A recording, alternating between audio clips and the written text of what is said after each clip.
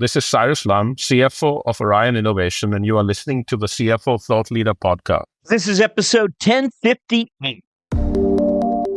We really believe that our digital asset in the software is extremely valuable. From a revenue perspective, we definitely see a significant upside in the SaaS offering, and we've invested a significant amount of our own monies over the last 3 years in developing that software. Hi, it's Jack. On today's show, we speak with Brian Registe, CFO of QuesTek. It was only last October that the world witnessed SpaceX catching its super heavy rocket booster as it emitted fiery bursts from the booster's underside. Among those watching, perhaps more attentively than ever, was this episode's CFO guest, Brian Registe, who today oversees the finance function of QuesTek, a company whose materials by design technologies are enabling SpaceX and other companies to advance the material performance of their offerings. You'll hear about that and much more on today's episode. We'll begin after this. Hello, we're speaking with Brian Registe, CFO of QuesTek. Brian, welcome. Thank you. Thank you for having me. I've been looking forward to this interview. I followed you all these years, and it's nice to be on. Oh, that's nice to hear, Brian. Thank you. As always, then you know that I'm going to ask you to look back and share some of your story really with us, and we'd love for you to just highlight some of the experiences along the way. Now, Brian, you have an accent. I see you launched your finance career, your professional career up in Alaska, but honestly, it's not an accent that we would associate with Alaska, I don't think. Yeah, well, it's that too is a long story, but I am originally from the Caribbean, a small, tiny island called Dominica, population 70,000 at best. I often tell my friends you could fit the entire population in a soldier field in Chicago. But migrated to Alaska. My father at the time worked in industry there. He worked on the oil fields, industrious kind of guy. He brought us to Alaska, and I made Alaska my home away from the Caribbean. As you can imagine, it was quite a switch. Now, I suspect from your island days on forward, you did well with numbers. Yes, I did. Even in high school, one of my also mentors, which is also my cousin, first cousin, he was one of my teachers, business teacher in high school. So I come from a long family of business leaders. My brother, for example, he did accounting in Canada. I don't know if I had a choice but to be an accountant, right? You become a CFO in rather short order. What is it that allowed you to emerge as a leader, do you think? I think my hard work definitely set me apart, right? I for most of my career, I've worked harder than most. I've enjoyed learning. I spend my time doing my own individual research. And I say in many ways, I came up the non-traditional way. I spent a number of years also in the U.S. Army. In the Army, I also did finance and accounting. Wow. When did you join the Army? I'm sorry. Was that up in Alaska, or where were you when you? Yes, it was in Alaska.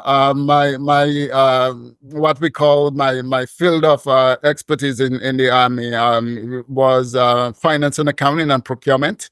Those were my specialties. So spent 8 years, traveled throughout the U.S., did a tour in South Korea, and really enjoyed that part of my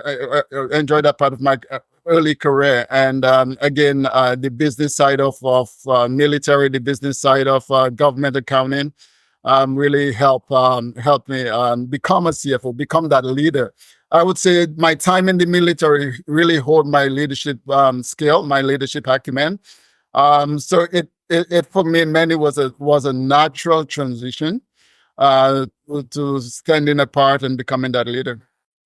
Now, your post-Army career kicks off when you get involved in telemedicine up in Anchorage, Alaska. And is this I'm not sure this is a commercial entity. What is the ANTHC? That is a commercial business. It's the Alaska Native Tribal Health Consortium.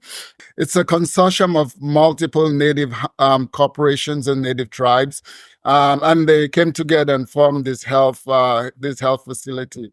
This was also a very interesting section of my career.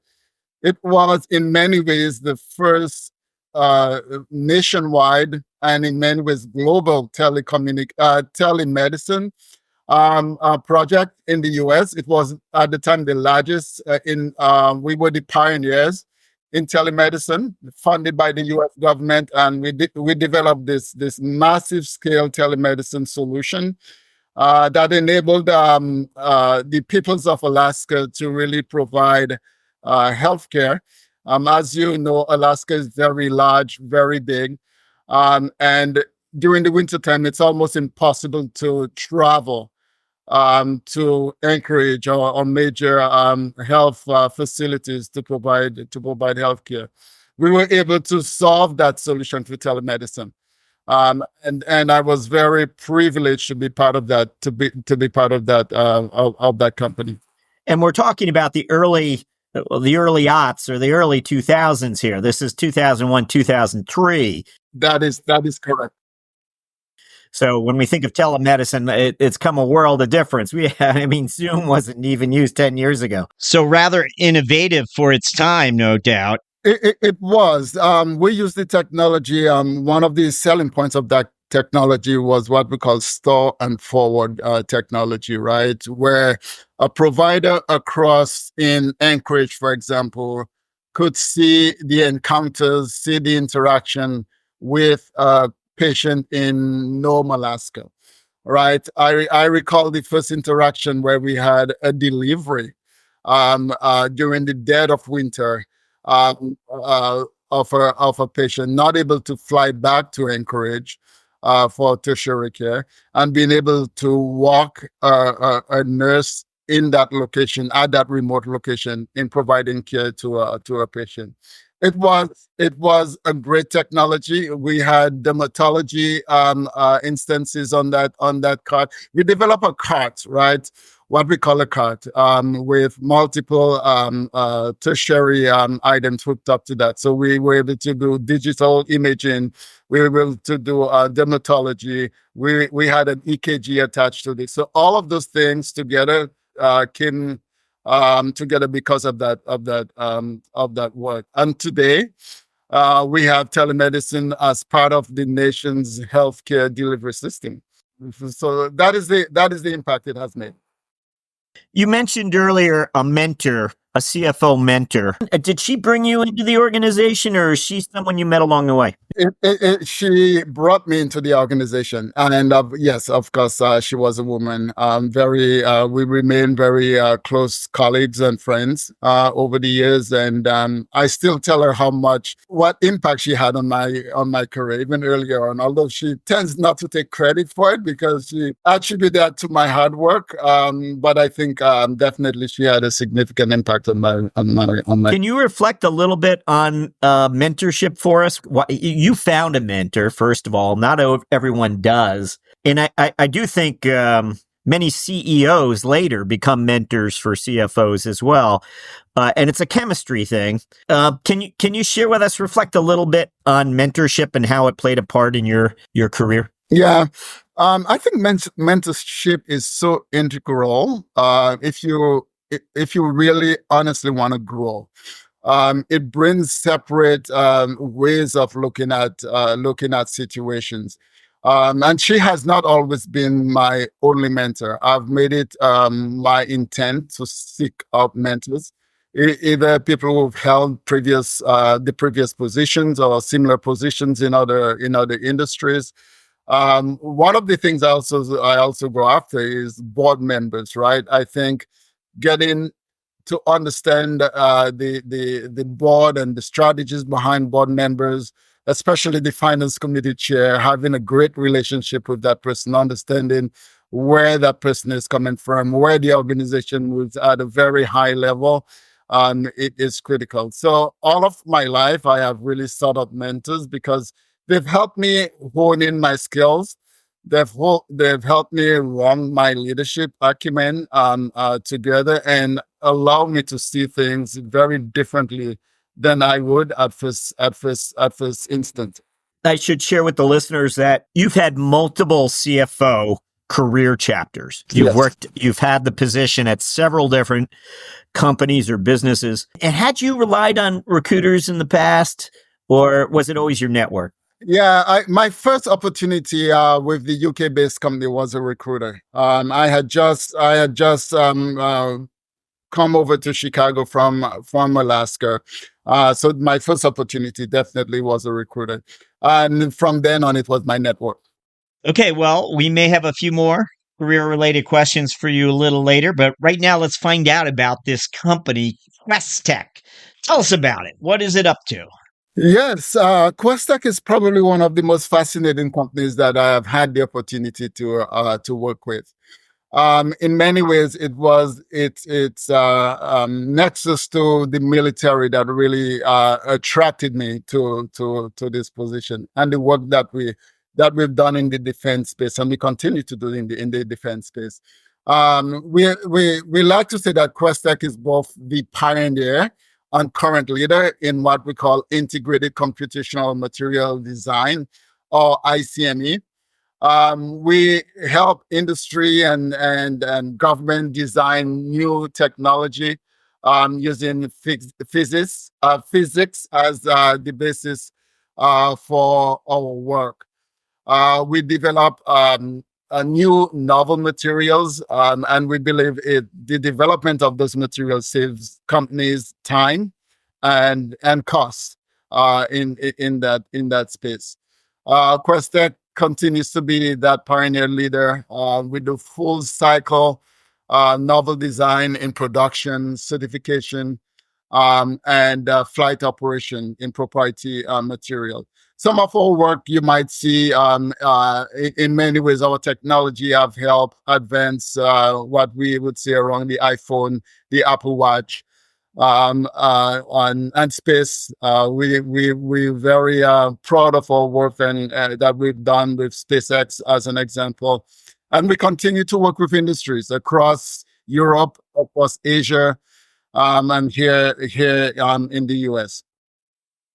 Give us a sense of this organization or, the people that are part of it. I get a sense that it's not really a large organization, but just given the specialized materials that it's involved with, we know there's deep industry knowledge here. It's not a relatively large workforce in many ways. We are very academic mindset. The founder of our organization, Dr. Greg Olson, former chair at Northwestern University, now at MIT. About, I would say, 70 to 80% of our staff are PhDs. So extremely highly educated individuals in the material space. Yes, they are extremely smart and world leaders in the field of material science. So provide us with what we like to call an abbreviated history of the company's capital structure. Who's behind this company? Well, yes, we started off with a number of small investors, and it has remained that way. And even today, we're debt free. And we've built this very unique organization over the last 25 years with our own internally generated capital. That said, though, more recently we have become more digitally focused, and we've rolled out our own SaaS offering. So what we've done, we've taken the last 25 years of know-how and technology and really packaged that into a software we call ICMD. Right. And now that came out in July of 2023, as I recall. So we're really still in the infancy of getting that into the marketplace. It's a software product. What we want to do is really democratize material science, right? Not only we will continue to do that project-based work that we've done for companies at SpaceX, but we really want to get the technology in the hands of multiple commercial partners and have them do the work themselves. So that is the path that we're on. And to get there, we believe we need investors. So myself, our CEO and CEO are actively working through a number of venture capital partners who are interested in our technology. And we've not closed the deal yet. We're hoping that comes soon. But we believe the company is really at the cusp of really going a significantly leap forward. So you're introducing a SaaS software, yes, that would allow other companies, other manufacturers or developers, to use this software to create materials with some of the characteristics that you're currently doing your project work for. You realize that we can help other companies do this within their own facilities, their own environments. And it's about the software, really, that allows them to create these types of materials. How am I doing? Am I close? You're spot on. You're spot on. You're spot on. Obviously, we really believe that our digital asset in the software is extremely valuable. In many ways, even more valuable than our technical know that we've done in-house. From a revenue perspective, we definitely see a significant upside in the SaaS offering, and we've invested a significant amount of our own monies over the last 3 years in developing that software. Just as it relates to SpaceX, I don't know how specific you get as far as the types of materials you're helping SpaceX with, but is it related to the booster that we saw so visually and how powerful it was that it was able to return to Earth?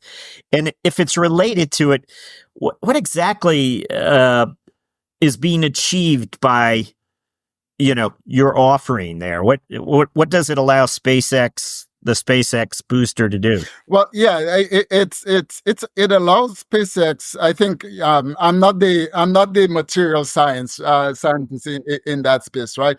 But you can see from that imagery how significant the heat component of that booster is.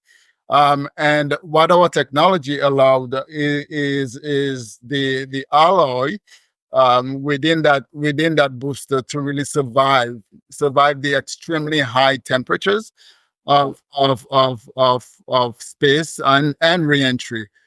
So our science behind the development of the alloy is really what helped SpaceX.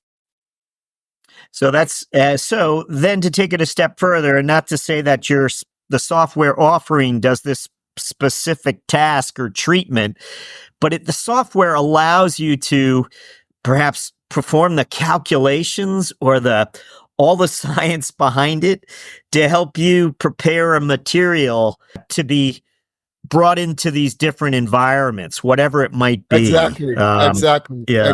And again, the one of the selling points of our software, it really shortens that time frame from concept to development to flight. What would take 15 years to develop, we believe that can be done, taking it to flight in 6 years, in 3 years, right? That is our value proposition in taking our technology to market. You mentioned Apple, and one of the favorite anecdotes in the Steve Jobs biography, at least for me, was how they went out to Corning Glass to when they were developing the iPhone, and they went to this old time manufacturer of glass, which frankly was rather innovative in a lot of ways.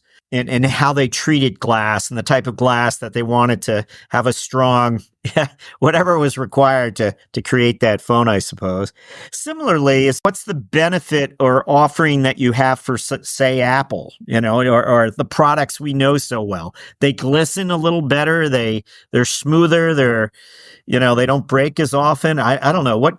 Yeah, all of those are correct. I think our relationship with Apple is very unique. In many ways, we are operating what we like to refer as QuesTek 2.0 over here, right? Back, I don't know, maybe 8 years ago, Apple really did what we call an acqui-hire. Apple purchased a portion of our company. So there's a really close relationship with Apple, without getting into all of the financial details surrounding that transaction.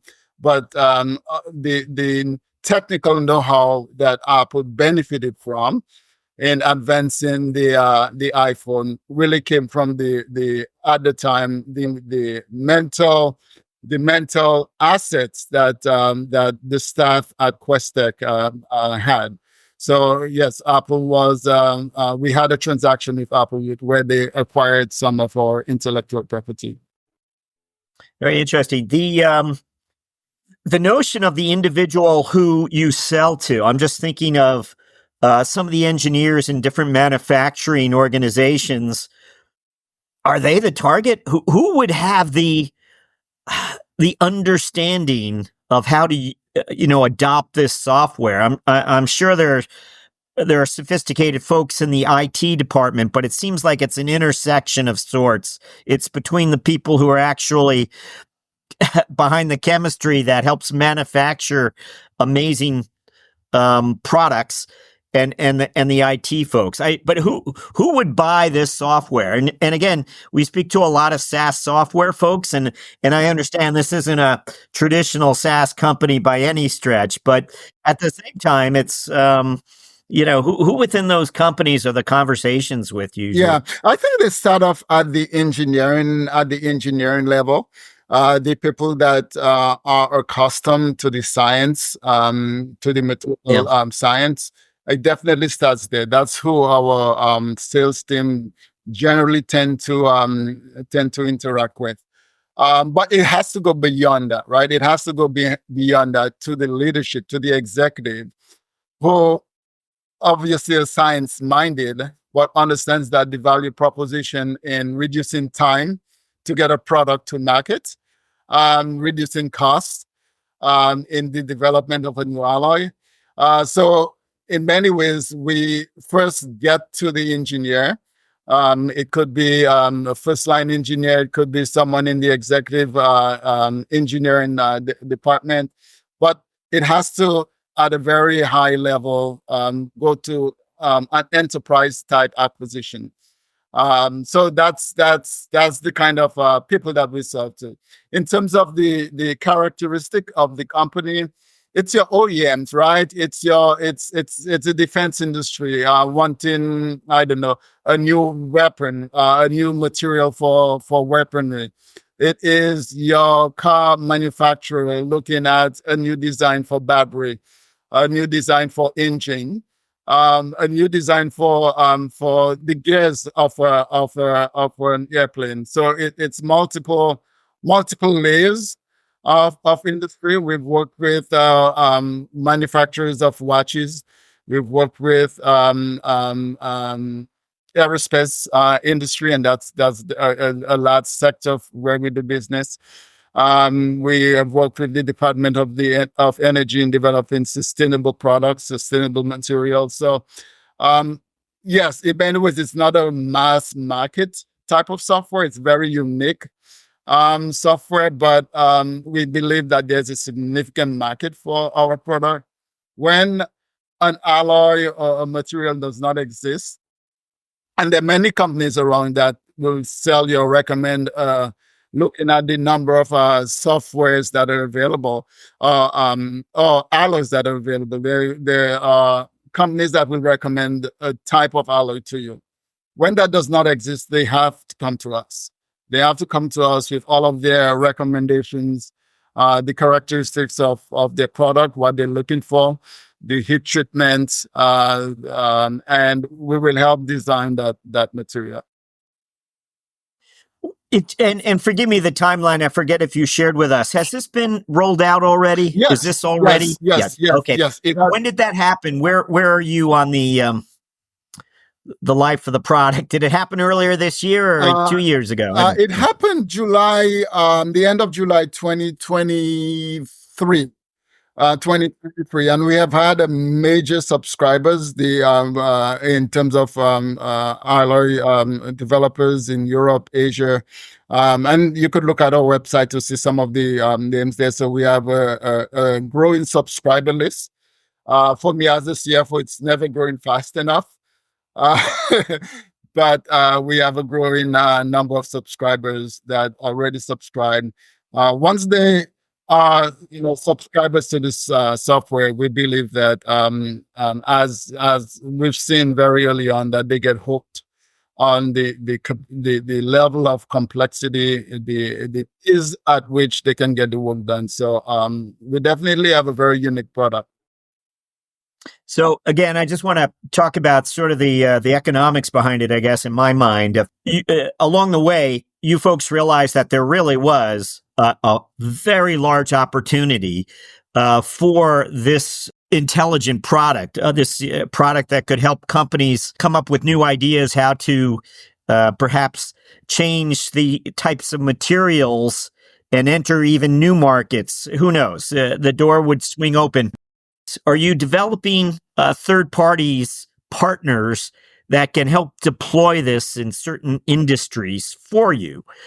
Because you don't want to have that direct sales force yourself. I don't know. The economics you understand better. But is there a place for third parties to help get excited about this and take it places? Yes, absolutely. Absolutely. We are even now working with third parties that are interested in different type of material across multiple industry who help us partner with companies to get there. So yes, both we're looking at it. We're burning the candle from both ends, right? We are looking at it from our direct sales team. And we also partnering with companies to identify other use cases where we can bring value to that industry. Just looking at the nature of this business, part of what we talk to finance leaders about is all the collaboration that a finance leader has to bring to the job today in terms of collaborating with sales, collaborating with marketing, collaborating with the engineering folks. These are all part of your world, clearly. But at the same time, it would seem to me your sales team's pretty specialized. These are people, engineers, some of them, no doubt. Can you just give us a sense of, when you collaborate, who are these people that you're working with? Yes, our sales team are themselves scientists, right? Are themselves individuals specialized in material science who understands the science. I don't think we can naturally bring in any salesperson, even if they've sold SaaS before. Because of the intricacies of understanding materials, I think it requires that that industry background. From a collaboration perspective, obviously my relationship and my workings, and we'll get into that later, I'm sure, is collaboration is extremely important. It's important from a sales perspective, working with the sales team. It's important with our lab folks in the lab with the lab coats on, working through all of the lab work that they perform. It's important for marketing. One of the things that, as a new service offering that we have in the marketplace, understanding what is happening from a market perspective, understanding our time to close, understanding the MQLs and what do we really focus on from a sales perspective. I pay really close attention to our pipeline. How is that developing? So my collaboration as a CFO, it's not just finance based. In many ways, I have a very talented finance team. who is able to take that pressure off me, but and have me focus in other places, right? In other ways that I think is going to grow the organization to the place that the board and the C-suite really expect it to go. Are you, can you tell us something about your, when it comes to financial planning and analysis? Are you the FP&A team? Well, based on my experience, I bring a lot of FP&A experience to the team. I have a very strong team. I am, this is not a one person operation in many ways, but I've had to develop that, right? I've had to develop the team. When I got to QuesTek, the board challenge to myself and, for example, our CEO was really to commercialize our know-how, right, and bring a market presence, grow this from an R&D perspective. As you know, scientists love shiny objects, and they will invest a lot of time, and it's their baby, right? We needed to monetize this, right? And that's what we're doing. So I look at a lot of data sets. I look at a lot of KPIs. Look at a lot of measurement factors, right, to determine, is this particular project profitable? Are we looking at gross margin, right? We're looking at time to close. I spend a lot of time looking at the pipeline. Looking at the backlog. But those are all of those factors that keep me awake. Again, this organization, we've done it really successfully on our own dime. I think if we need to get to the next level, definitely getting external financing is kind of the next chapter. So I've invested a lot of time, myself and others at the company, invested a lot of time doing just that, and talking to people with the big bucks, deep pockets to help us get there. SaaS companies have their own mindset. It's, a subscription, again, all their metrics, the unit economics are all always top of mind. Yeah. You are sort of a hybrid organization, really, because you have project teams out there and you're still making money the old way. And you have this new SaaS offering. So you're straddling both worlds and you're trying to educate the organization about these new metrics. What matters in SaaS is a little different.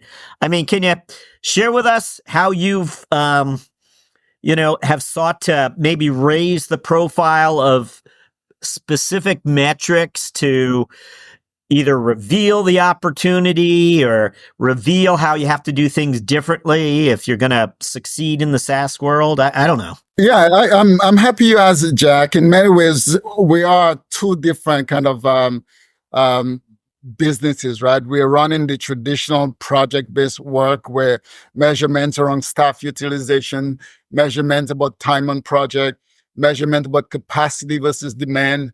Definitely do not expect staff to just be sitting on the bench. I want them to be engaged. I want them to add to the revenue, to gross revenue.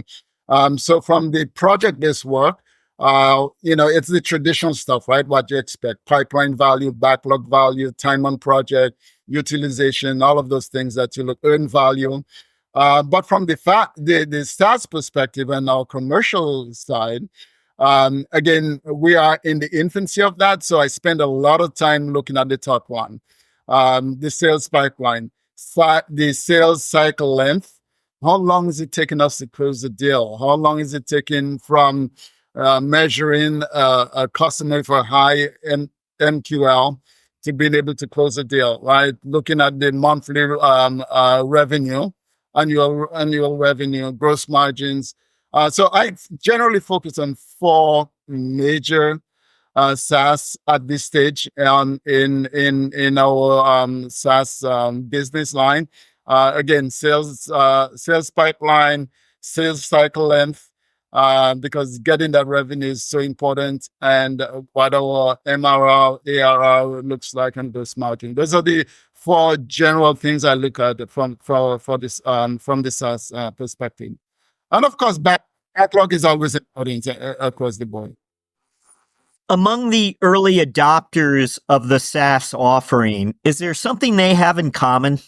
Is there something that brought them to the offering before others, perhaps? Well, yes. I think our success, for example, with SpaceX, it's widely known. There are other space companies who seem to have fallen behind. And the name shall not be mentioned, but I think there is an incentive for them to get on board. Our hook shank work with the U.S. Navy, for example, in developing that alloy. Right, this is widely known, and so we have some very unique use cases that individual in that space wanna solve, and time to market. Right, in many ways, China has been eating us alive in industry, and the time to market has been shortened. I think that is part of the advantage that we bring, right? Is to shorten that time frame and to save costs. That's why we have to continue to talk at the executive level, and not just at the engineering level, right? As an executive, a CEO, COO, time to market, time to get your product in front of people is probably the most paramount thing to any executive. And those are the kind of things that we bring. In your discussions around the SaaS offering, and again, AI is everywhere today. I mean, obviously, generative AI could be used practically in so many areas. But as you developed the offering, was AI playing a key role in how this software is able to achieve what it does? Yes, to some degree. Our work is really physics-based work, based on research, based on literature, based on know-how. Right. The data set for AI is for really introducing AI. It is still developing, and we use AI. Right. We've partnered with AWS. To really help us develop our AI technology around that, and it's still a work in progress. But I don't want to de-emphasize the role of having a physics-based solution that is proven, and the data set is there to support it. But AI is definitely playing a part in that work. And when you said you partner with AWS, is that the firepower that is required to read these data sets or put them to use, or characterize why that's a key relationship? Yeah, we had to make a strategic decision at the onset. All right, do we create a software that is based on-prem, or do we create a product, a solution that is in the cloud? We opted for a cloud-based solution because we believe that is the best use of dollars from our perspective, but also from a client perspective. We are now operating in an environment where having your data on cloud, through a private cloud, is very secure. And we've made a lot of investment, especially earlier this year in IT and cloud security.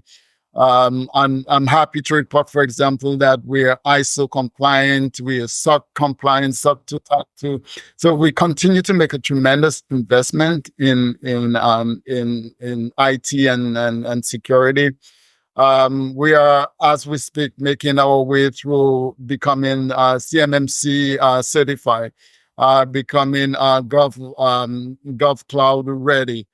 So one of the things that we've really had to gone through is realize the number of investments that it takes to run a SaaS offering. It should have been a surprise if you are in the SaaS space, but cyber security is definitely one of the most important thing, I think, that keeps me up at night is making sure that we have cybersecurity. So partnering with AWS was definitely critical for us. And they've helped us. I've been at multiple meetings with AWS and really listening and learning from them and how best to roll that solution out. Well, thank you for that. We're up to our finance strategic moment where we ask you to share with us a moment of insight that you've experienced along the way in your career. Could be 10 years ago, could have been last week. Anything come to mind when we ask for a finance strategic moment? Yeah. I've had many, but the one that really comes to mind for me is really in the space of collaboration. Finance in many ways sits at the hub of the organization.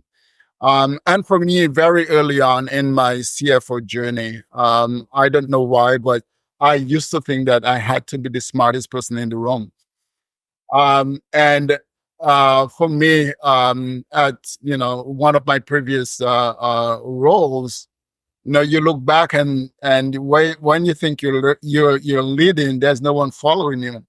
And for me, I was at a seminar and I remember having a discussion on system theory and system change. And in that session, it really was about how do you engage other individuals at your organization. And as a CFO, it is critical that I embrace the organization. I understand what's happening through operations, through frontline individuals. And my aha moment really came like, Brian, you've been trying to do this all by yourself, right? Bring other people to the table. So it really, for me, started with going back to work and really like, okay, how do I engage other individuals? And people who were critical, not because they wanted to be mean, but because they wanted to be heard. And as the finance leader, you have to be able to collaborate with your staff, collaborate with others on the front line, really those getting the work done. So that's what I've been able to do. And I think that has really led to my success in many ways. And I've really helped enhance the organization. I like to manage by listening, by having the folks in the finance office go out and have meetings with operations. And when I really started to put that to work, I really began to see people begin to embrace the role of finance. And I think every CFO should really take that take that to mind, right? You cannot be an accountant and really at the same time just be a CFO. You really have to be a leader within the organization. Any more reflection about yourself? Maybe why did it take so long? Or maybe, just to be provocative with you, why that time the light bulb went off and it changed who you were? Anything? Yeah, I think it was trying to understand the resistance at the time that I was facing, right? So I would say that happened probably about 10 years ago, a little over 10 years ago. So there was resistance, and it would be unwise of me to continue to hit my head against the wall and not address it spot on. Why am I getting all this pushback? Why am I getting the pushback and not right? So you had to engage with others differently. Absolutely. You had to. Where did it begin? Here's what I want to ask you, really. Did you have to give people a wider berth? Were you micromanaging in some way? Or no, it's a little different from your experience? Well, yeah, I think I had this vision of what I think the organization had to deploy in order to get to the level that it needed to get. And I was going to impose my vision on the other individuals without them having the input into are they going to accept it or not. And in many ways, I would say the vision that I had end up bearing out. but it was a little bit more appetizing for the organization to accept it because they were involved in the decision making, right? It's getting them involved in the decision making, whether they agree with you or not, but they understood where you were coming from, right? Uh, and I often tell my staff and management and leadership, the best ideas for the organization generally comes outside of the organization, right? It's important to get your staff outside of the organization, understanding what other businesses are doing, understanding the current trends that is happening. So those are the kind of thing that I learned from that experience, is to listen, observe, and get other people to state their opinion, state their input. And it's up to you whether you accept it or not. And generally, you will accept, even with qualifications and modifications of other individual ideas.